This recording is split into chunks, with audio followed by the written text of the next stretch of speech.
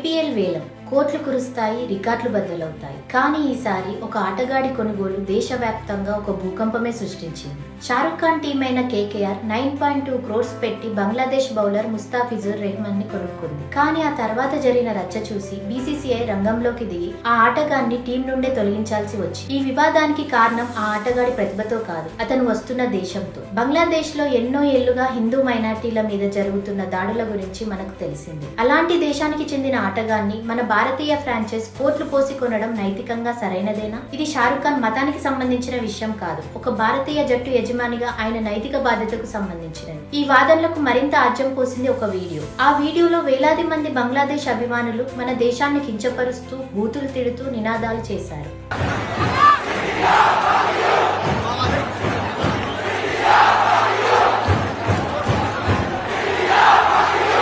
మన దేశంపై ఇంత ద్వేషం చూపిస్తున్న బంగ్లాదేశ్ ఆటగాళ్లకి మన డబ్బుతో నడిచే ఐపీఎల్ లో స్థానం ఎందుకు అనే ఆగ్రహం కట్టలు తెంచుకుంది. ప్రజల నుండి వెల్లువెత్తిన ఈ నిరసనల సెగ బీసీసీఐకి గట్టిగా తగిలింది. దేశ ప్రజల మనోభావాలను గౌరవిస్తూ బీసీసీఐ ఒక సంచలన నిర్ణయం తీసుకుంది. కేకేఆర్ జట్టు నుండి ఆ బంగ్లాదేశ్ ఆటగాన్ని వెంటనే తొలగించమని బీసీసీఐ ఆదేశించింది. ఇది 100 కోట్ల సనాతన హిందువుల భావోద్వేగాల విజయం. భారతదేశంలో ఉంటూ దేశ ప్రజల మనోభావాలకు వ్యతిరేకంగా నడవడం కుదరదని, డబ్బు కంటే దేశాభిమానం గొప్పదని షారుఖ్ ఖాన్ కి ఇప్పుడు అర్థమై ఉంటుంది. క్రీడలను రాజకీయాలను వేరుగా చూడాలా, లేక దేశ భద్రత ప్రజల మనోభావాలే ముఖ్యమా? బీసీసీఐ తీసుకున్న ఈ నిర్ణయం సరైనదే అంటారా? మీ అభిప్రాయాన్ని కమెంట్స్ లో ఖచ్చితంగా చెప్పండి. ఈ నిజాన్ని అందరికీ తెలియజేయడానికి వీడియోని షేర్ చేయండి. జై హింద్.